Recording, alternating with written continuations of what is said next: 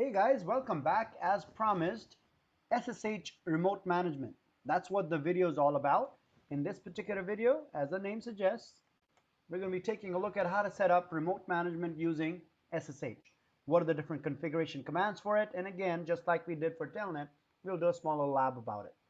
So remote management using SSH, what are the different things that you need to do?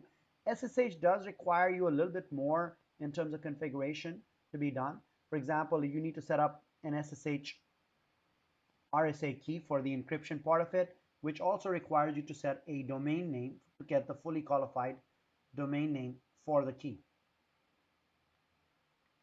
All right. It needs to be enabled on the interface.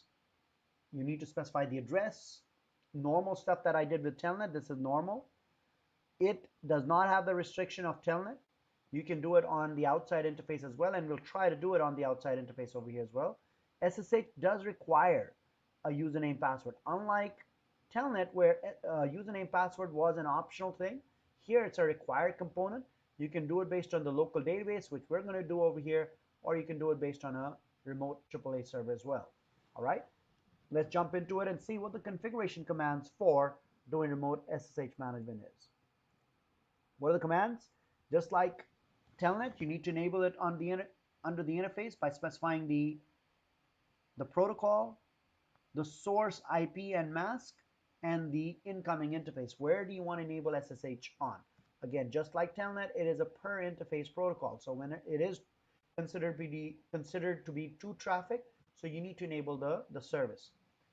The source IP and the mask is who is going to be allowed to Telnet in, and the interface where is the user coming in from. But besides that, you do have other parameters that need to be done, which is basically generating a cryptographic key for the encryption part of it.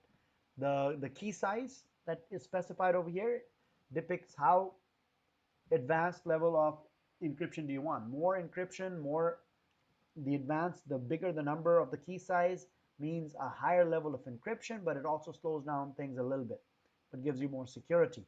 But in order to generate this RSA key for encryption, it requires what is known as a fully qualified domain name, which is the host name followed by the domain name. Although the Cisco ASA firewall has a default host name, it does not have a domain name. So what I need to do over here is define the domain name and then specify the key size. It will automatically put the host name to create the fully qualified domain name.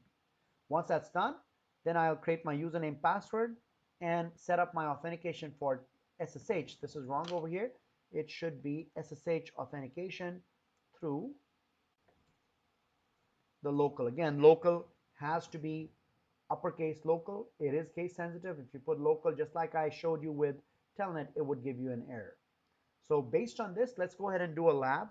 Again, the same topology builds on the previous lab that we did. In here, same topology that we used for the Telnet lab.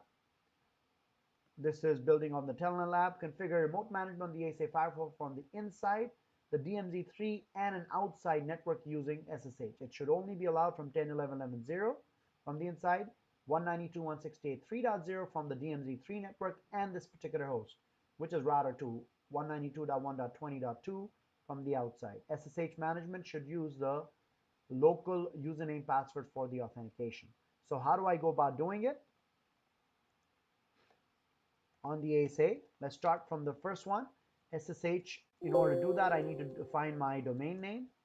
I'll create the domain name as kbschool.online crypto key generate RSA, and I'll specify my size, the key size, as 1024, which is a decent encryption mechanism. I had done that, probably done an older lab. It has an older key, so it's basically telling me, do you want to replace it? Say yes, so the key is gone. I have a new key now for this particular ASA for encrypting SSH configuration. Once this is done, I'll enable SSH based on the requirement on the inside network, the entire inside network, 10.11.11.0, SSH on the DMZ network from the 3.0 network, and then SSH for that particular host 20.2, because they wanted you guys to do it only for a specific host on the outside. Once this is done, now I need to create my username password. SSH should use a configured local username and password for authentication. What do I mean by configured one? Because it's building up on the Telnet lab, I had done the username password in the previous, lab. So if you do show run username, you should see the username as admin with the password of Cisco123 already there. So I just need to set up my authentication for SSH console to be done based on the local database. Notice again, I put local in uppercase. And that's pretty much it. So if I had to write these commands down, all of them that I did over here. So first thing I did was domain name, kbschool.online, crypto key generate RSA, modulus the size of the key. Once that's done, I can now go ahead and enable it on the interfaces that I wanted to. 10.11.11.0 on the inside, 192.168.3.0 on the DMZ3 network, and that specific host. And the way you do a specific host for SSH is by putting the host mask on the outside interface. Now once that's done, the username password I had created already if I had to. What was it? Admin with the password of Cisco123. And then to tie up SSH to the local database for authentication, SSH console, keyword local. That's how you would do it. And I've also put that in your slide over here. The domain name, the crypto key generate, AAA authentication, the SSH commands that you have. Now to verify it, the first thing I'll do is I'll do it from R2, because before we were not successful in doing Telnet from the outside interface. So let's try to do that. I'll go to R2, SSH-L, the way you do SSH from a router as a client, L it stands for login.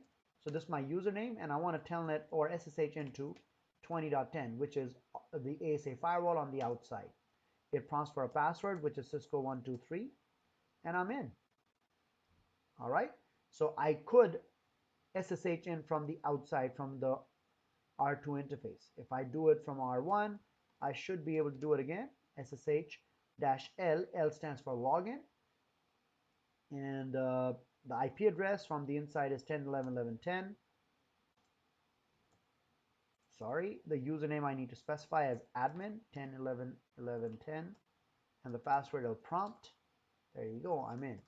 And the last one was from the DMZ, which is R3, SSH-L, the same username. The IP address will change. It's a local directly connected interface, 3.10, again the same password. So I've SSH'd in from inside, outside, and the DMZ network, and I was successful in doing that. And that's pretty much what you need to know about setting up your ASA firewall for remote management using the SSH protocol.